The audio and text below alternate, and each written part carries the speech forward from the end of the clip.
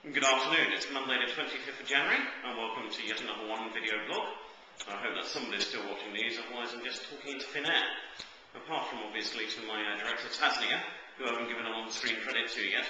She's waving to everyone, by the way. First of all, I'd actually like to thank my old colleague Nick Brevetta for throwing his 30th birthday party on Friday. He threw the party, many people threw other things later on in the night, and more people were throwing up in the morning. I think never has so much been drunk by so few. But on to the subject of today's video blog. For those of you who are observant, you might have noticed that paywalls have been in the news increasingly. And now the French, as well as looking at putting a tax on Google and other internet search advertising, are now looking at putting paywalls around one of their most famous national newspaper websites, Le Figaro, and it's attached to a weekly news magazine, L'Express. Obviously my pronunciation is a très nerd on both of those, but we won't actually look into that too much.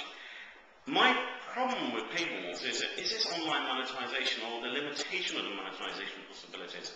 Yes, you're always going to get more money coming through from people who feel that they have to need to subscribe.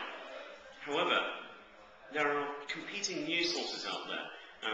Le Figaro, Le Monde, or in the UK, The Telegraph, or The Times are competing for a certain amount of people who wish to read the news.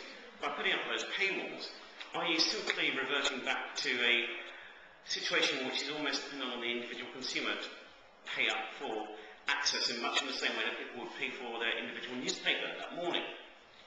It's going to have a monumental effect on traffic, despite the fact that branding advertising is going down massively in the amount of CPM it can command.